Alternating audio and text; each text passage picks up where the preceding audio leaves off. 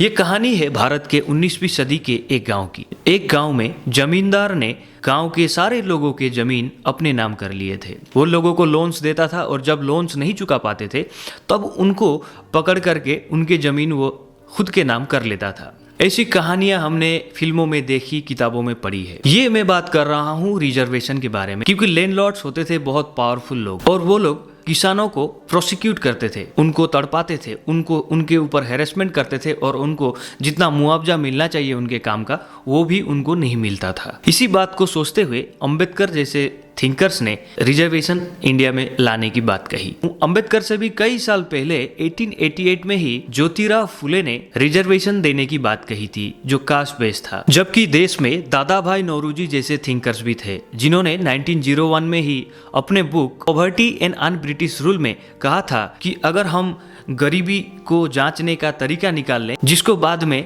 सभी ने एक्सेप्ट किया और यही चीज अभी चलता आया है। 1947 में जब भारत आजाद हुआ, यहाँ के थिंकर्स ने फैसला किया कि एससी और एसटी को रिजर्वेशन दिया जाएगा, वो भी सिर्फ 10 साल के लिए, ताकि उनको मेन स्ट्रीम में लाया जा सके। एससी और एसटी को छोड़ के जितने भी लोग थे उनके बेसिक नीड्स को पूरा करने की कोशिश की गई। फिर इसी तरह से जब 5 ईयर प्लान होता था तो गवर्नमेंट की एजेंसीज डेटा कलेक्ट करती थी, रिसर्च करती थी, सर्वेज करती थी, तो वहाँ से जो डेटा निकल के आता था उनके हिसाब से 5 ईयर प्लानिंग की जाती थी कि किस एरिया में हमें काम करने की ज़रूरत है। फिर ऐसे करते करते 1980s में ये बात निकल के आई कि देश में और भी बैकवर्ड क्लासेस हैं, तो उसमें 1988 में एक कमेटी बनाई गई, एक कमीशन बनाया गया जिसको मंडल कमीशन कहते हैं। तो मंडल कमीशन के बाद जब ओबीसी रिजर्वेशन लाया गया जिसमें 3743 कम्युनिटीज को आइडेंटिफाई किया गया, 1992 ऑनवर्ड ये जो ओबीसी रिजर्वेशन है वो चला।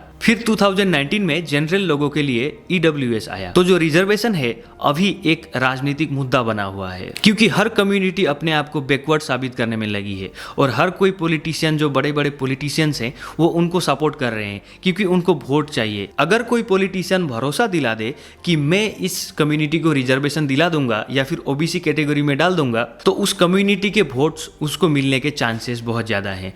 तो इस बात को लेकर हर कोई पार्टी अपने आप को ओबीसी प्रूव करने में लगी है। रिसेंटली प्रधानमंत्री के मुंह से भी सुनने को आया कि वो ओबीसी हैं, जबकि पहले ऐसी बातें कभी सुनी नहीं गई थी उनके मुंह से।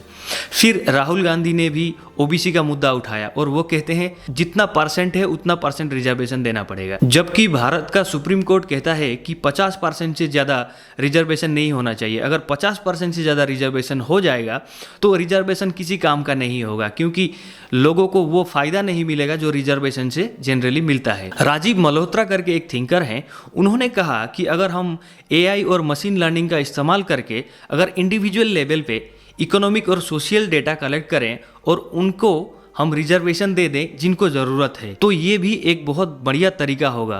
और उन्होंने कहा कि नीति आयोग को ऐसा काम करना चाहिए। कास्ट हो या कम्युनिटी हो, ये एक बहुत सेंसिटिव मुद्दा है और हर कोई इसके ऊपर बात नहीं करना चाहता, क्योंकि अगर आप कुछ भी बोलते हैं तो उसके ऊपर कोई ना कोई ऑफेंड हो जाता है। वैसे इस रिजर्वेशन सिस्टम ने भी बहुत से लोगों को मेन स्ट्रीम में लाने में हेल्प किया है, जबकि लोग ये भी बोलते हैं कि अगर ये कास्ट बेस्ड नहीं होता तो और भी लोगों को फायदा हो सकता था, और भी अगर टिफाई कर सकते हैं जिनको रिजर्वेशन की ज़रूरत है।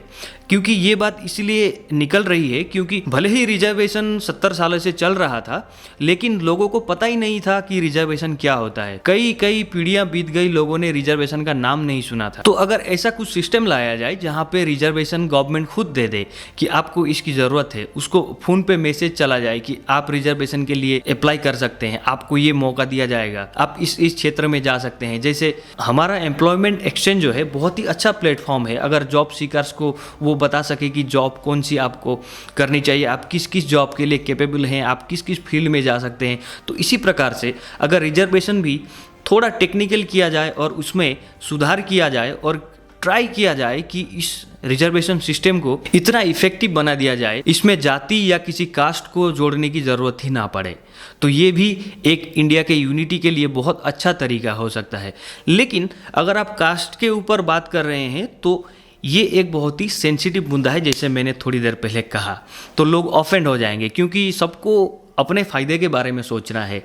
तो ये एक मैंने बात कही जो मेरी खुद की बात नहीं है, जो जनरली जो मैं देख रहा हूँ लोग जिस तरीके से बात कर रहे हैं इन सब मुद्दों पे, तो ये कुछ व्यूज हैं जो हमें सोचना चाहिए। पहले ऐसा कोई सिस्टम भी नहीं रहा होगा जिससे कि लोगों तक मदद कैसे पहुंचाया जाए। तो एजुकेशनल इंस्टीट्यूट्स भी पहले कम थे और अभी तो एजुकेशनल इंस्टीट्यूट्स भी बहुत ज़्यादा हो गए हैं। और जहाँ तक गवर्नमेंट जॉब्स की बात है तो गवर्नमेंट जॉब्स में रिजर्वेशन जो 50% तक अभी लोगों को मिल रहा है, ओबीसीज को 27% मिल रहा है।